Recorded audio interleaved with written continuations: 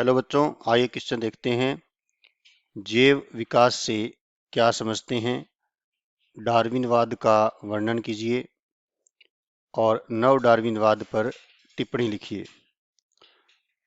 तो देखिए, सबसे पहले हम बात करते हैं मुख्य अवधारणा की। और मुख्य अवधारणा में हम बात करेंगे जैव विकास, अर्थात किसी जाति के जीवों में क्रमागत परिवर्तन से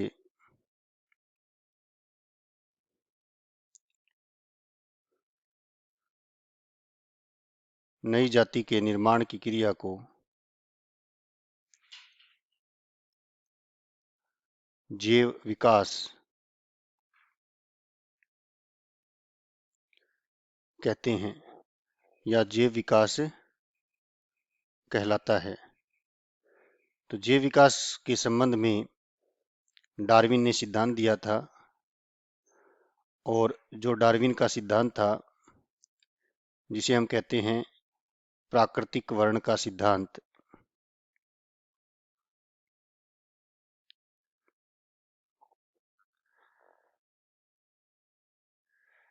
इस सिद्धांत की अगर हम बात करें तो इस सिद्धांत का मुख्य बिंदु नंबर 1 जो है अत्यधिक प्रजनन की क्षमता,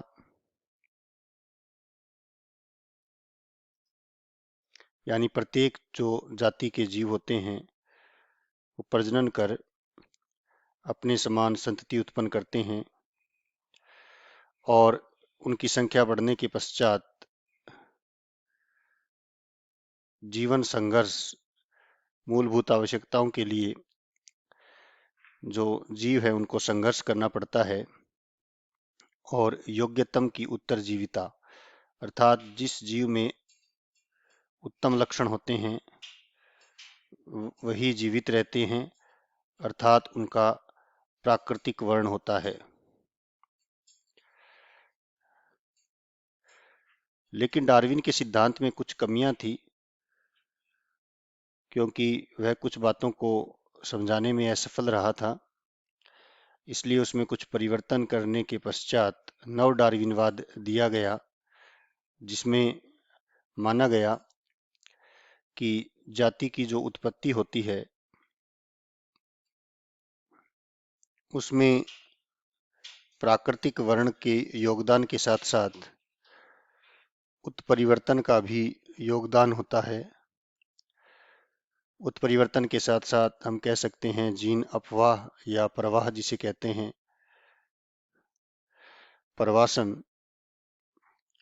ये कुछ अन्य कारण थे जिनके कारण नई जाति की उत्पत्ति होती है। तो आशा करता हूँ आपको ये प्रश्न समझ में आया है। धन्यवाद।